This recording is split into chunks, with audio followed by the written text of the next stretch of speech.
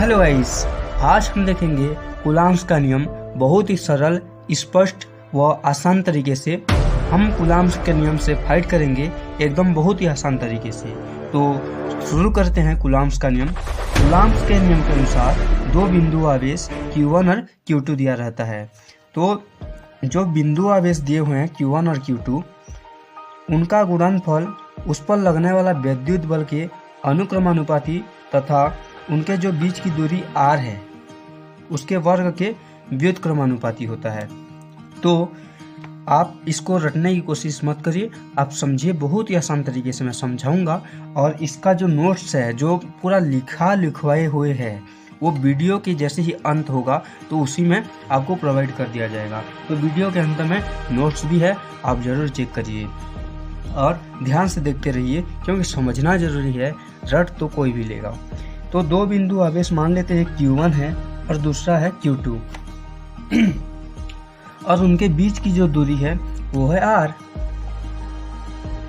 मैंने जैसे कि आपको बताया कि जो इन दोनों बिंदु आवेशों पर लगने वाला जो विद्युत बल है, उन दोनों आवेशों के गुणनफल के अनुक्रमानुपाती होता है। यानी जो बल लग रहा है इन दोनों बिंदु आवेशों के गुणनफल के अनुक्रमानुपाती होता है। इसको हम समीकरण फर्स्ट मान सकते हैं। तो हम चलते हैं दूसरे स्टेप पर। जो उनके बीच की दूरी r है, वो विद्युत बल जो है वो होता है जो दोनों बिंदु आवेशों के जो दूरी है उसके वर्ग के व्युत्क्रमानुपाती।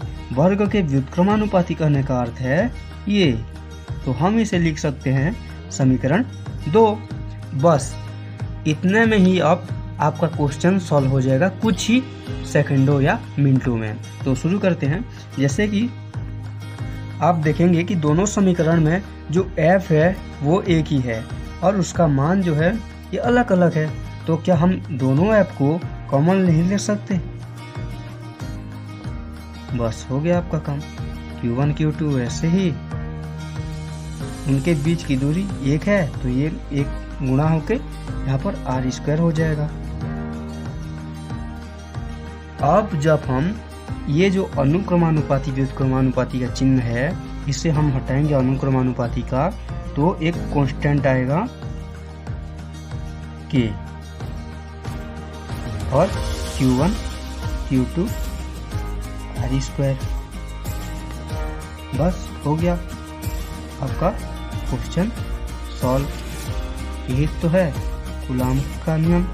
और यदि आपको पूछ लेता है या वायु या निर्वात में क्या होगा, यदि वायु और निर्वात में क्या होगा कूलॉम्स के नियम का मान, तो आप बिल्कुल ही आसान तरीके से लिख सकते हैं। जो k का मान होता है, वो होता है 1/4πε0। तो F बराबर लिख दीजिए आप 1/4πε0 Q1 Q2 r²। बस यही आपका आंसर हो जाएगा। इससे आगे आपको कुछ भी लिखना नहीं है और मैं नोट्स अपलोड कर देता हूँ, आप देख लीजिए। तो धन्यवाद।